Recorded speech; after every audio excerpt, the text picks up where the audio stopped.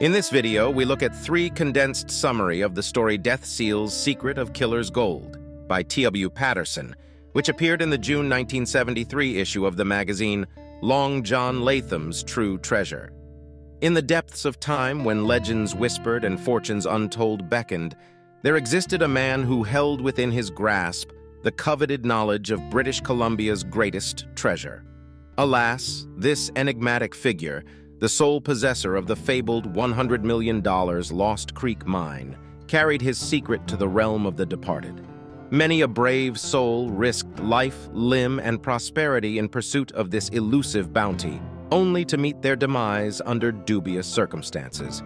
This tantalizing tale of the Lost Creek mine, said to have been discovered by an Indian outlaw over 8 decades past, captivated the hearts and minds of countless adventurers. The saga, known by the evocative name of Bluebeard's Gold, first emerged in the winter of 1966, gracing the pages of True Treasure. Later, it found its place among the tales of old in the winter of 1973, within the hallowed confines of treasure trails of the Old West. Let us delve into the Chronicle, shall we? In the late 1880s, when fortune seekers flocked to the mainland of Lower British Columbia from every corner of the globe, one man etched his name indelibly upon the land. Peter, or John, Slumach, a Salish Indian of pure blood, left an enduring mark upon the region. Now, after the passage of more than 4/5 of a century, the story of this savage specter endures, echoing through the ages, and so the relentless quest for his treasure, nuggets said to rival the size of walnuts, persists. Though age had etched lines upon his face and bestowed upon him a crown of white, Slumach possessed a vigor and vitality that belied his years. It was in the autumn of 1889 that he first captured the attention of New Westminster, engendering a buzz that reverberated through the town. A revelrous spree, fueled by wretched whiskey, left many a youth sprawled along the wayside. Yet it was not merely Slumach's liquor-fueled escapades that caused eyes to widen in astonishment, but rather his peculiar method of settling his debts. In the company of comely squaws, honky-tonk girls, and barflies, he sauntered from one saloon to the next, generously purchasing libations for all in his retinue. Yet, instead of producing mere silver coins, he gleefully showered the astounded bartenders with nuggets of pure gold, each one the size of a walnut and exuding an otherworldly brilliance. In due time, he readied himself to embark on the upstream journey once again. As he departed from the town, his pockets empty and a monumental hangover weighing him down, a multitude of men with sufficient resources trailed behind him, forming a line that stretched for miles. Yet, the pursuit came to an abrupt halt when Slumach reached the head of Pitt River. It was a desolate territory, untouched by civilization, characterized by towering forests, glaciers, sudden tempests, and bone-chilling temperatures, a realm that Slumach knew intimately. By the time the army of fortune seekers arrived, Slumach had vanished without a trace. Frustrated and cursing him bitterly, the despondent treasure hunters retreated to the town. However, Slumach's extraordinary streak of fortune met an abrupt end on September 9, 1890. Louis B., a French-Canadian of mixed heritage, was engaged in a fishing expedition with several companions when Slumach approached. Without any provocation, Slumach discharged his firearm, striking B in the chest with a lethal force that felled the half-breed like a pole-axed beast. Brandishing his gun, Slumach compelled the others to retreat while he loaded B's lifeless body into a canoe. He then callously dumped it into the heart of the lake before vanishing into the wilderness. The motive behind this seemingly senseless act remains shrouded in mystery. Whatever impelled him, Slumach now found himself pursued by a formidable and well-organized posse.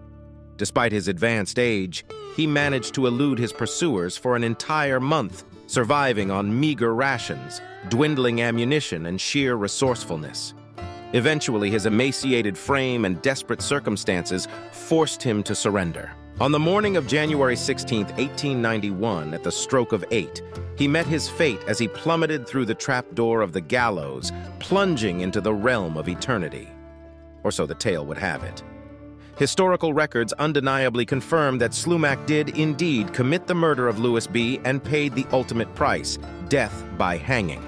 As for the numerous accounts attributing Slumach's itchy trigger finger to the demise of 10 men and 9 squaws, researchers can only speculate and form their own conclusions.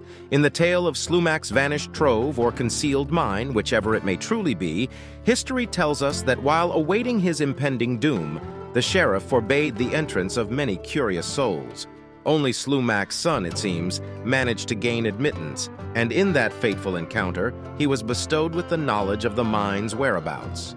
Though cautioned to tread the path of wealth only when times are dire, for therein lies death, the avaricious son wasted no time and embarked on a journey upstream. Before long, he returned, as Chief August Kotsalan recounted, his satchels brimming with glinting gold. Yet, the son's days of boundless riches were abruptly curtailed when he joined forces with a partner, a man of mixed heritage.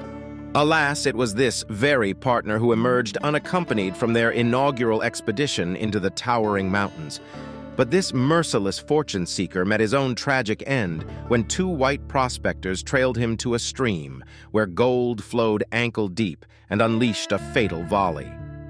Legend whispers that they made off with a fortune of $20,000, yet only one soul, John Jackson, managed to return to civilization. Eventually arriving in the bustling city of San Francisco, he purportedly entrusted nearly $10,000 to the safekeeping of a bank. Regrettably, Jackson's health had been irrevocably shattered. Before his final breath, it is said that he sketched 2 intricate maps, entrusting one to a nurse who had tended to him in his final moments, and the second to a friend by the name of Shotwell, together with a letter of instructions. Strangely, neither the nurse nor Shotwell harbored any inclination to seek their fortunes in the northern lands. Both opted to sell their maps to individuals of a more venturesome disposition. As the years unfolded, countless treasure hunters, each proclaiming possession of the genuine map crafted by the dying Jackson, ventured into the unforgiving mountains that lay beyond the enigmatic Pitt Lake. In the treacherous depths of this perilous expanse, more than one soul vanished, igniting whispers of an ancient curse. A lone survivor, though empty-handed, shared a harrowing tale. Clutching a purported copy of Jackson's letter to Shotwell, he revealed that the gold resides within a realm no more than 20 miles from the head of Pitt River, where a stream cascades down a ravine and vanishes from sight. This elusive canyon, guarded by stalwart peaks standing as sentinels, became the focal point of countless expeditions in pursuit of Slumach's fabled treasure. One fortunate soul among the throng unearthed the coveted prize, bringing the tale into the realm of modern times. Recent events, such as the passing of the 77-year-old resident of Victoria, BC, George Stevenson, reignited public fascination with the age-old enigma. The demise of this retired game inspector conjured memories of a remarkable prospector who embarked on audacious journeys beyond the headwaters of Pitt River. A weathered and seasoned adventurer, A.R. Volcanic Brown had spent his entire life chasing elusive dreams. Fortune had graced his path on more than one occasion, only to abandon him, compelling him to embark on an unrelenting quest. Eventually, his final expedition proved to be his undoing, and it was George Stevenson who led the search party that ventured into the unforgiving wilderness, driven by an unwavering determination to find him. Brown, a man of few words, made his presence known each summer throughout the 1920s, venturing into the rugged Pitt River territory. By mid-September, he would make a brief stop at the provincial fish hatchery located at the head of Pitt Lake before resurfacing. Those acquainted with this enigmatic prospector were privy to the fact that, although he never staked a claim in the region, he unfailingly emerged with golden spoils. However, in the autumn of 1930, the hatchery officials anxiously awaited the arrival of the 82-year-old prospector, only to be met with disappointment. As weeks stretched into an eternity and winter's icy grip tightened, they knew Brown had encountered grave peril. Thus began the Valiant Odyssey of game warden George Stevenson, a grueling ordeal that spanned an excruciating 27 days, drawing tantalizingly close, perhaps within a stone's throw, of the Lost Creek mine. Only through the combined expertise of the relief party were they able to embark on their November expedition. However, even their skill couldn't protect them from misfortune. One man suffered an injury, and another had to accompany him back to safety. Undeterred by the worsening weather, Roy McMaster and Stevenson pressed on, searching for any sign of human life in the vast expanse of glacier and relentless snow. With determination, they braved the storm, inching forward as the winds gradually subsided.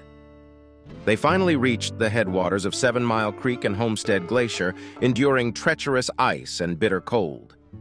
Leaving the glacier behind, they discovered Brown's last camp in Porcupine Valley. Though Brown was nowhere to be found, they stumbled upon his shotgun, cooking utensils, and a notebook. The most intriguing discovery was a jar of coarse gold, chipped from a vein with traces of quartz. Despite their efforts, they couldn't locate any trace of Brown's remains. Stevenson concluded that the old man had either wandered off into the blizzard or fallen into a crevasse. The question still lingers. Did Volcanic Brown truly discover Slumach's lost mine? The news of his demise amidst the rugged mountains echoed an incident from years gone by, when a weary prospector, frail and famished, stumbled upon the hunting cabin of 4 Nelson businessmen. The aged man, barely holding on, was revived by a hearty meal and a fortifying sip of rum. In return for their kindness, he regaled his hosts with tales of his extraordinary adventures. He spoke of a chance encounter with none other than Slumach's granddaughter, who, in a grave state of illness, had disclosed the whereabouts of the long-sought mine as a token of gratitude for his herbal prescription. This loquacious prospector was none other than Volcanic Brown. With the passing of Roy McMaster, George Stevenson's companion during that treacherous winter on the glaciers, the game warden became the sole custodian of Volcanic Brown's potential solution to Slumach's enigma. In 1956, after 3 decades of service to the provincial game department, the Irish-born Stevenson retired to his Victoria abode. It was during this time that he engaged in a nostalgic conversation with Cecil Clark, the former deputy commissioner of the BC Provincial Police, reminiscing about the grueling rescue expedition they had embarked on a quarter of a century prior, in search of Brown. The wiry wilderness expert admitted that it had been the most harrowing journey of his entire career, causing him to lose a staggering 13 pounds. Had he ever returned to the tragic campsite of Volcanic Brown? No, he had not. Despite receiving numerous offers of substantial financial backing to lead others to the treacherous glacier-laden location, he had declined every proposition for reasons he chose not to disclose. With the recent passing of George Stevenson, the secret of Slumach's gold and Volcanic Brown's bountiful vein remains shrouded in unsolved mystery. If you're interested in purchasing a copy of this vintage magazine for yourself or as a gift for a friend or loved one, please click the link in the description.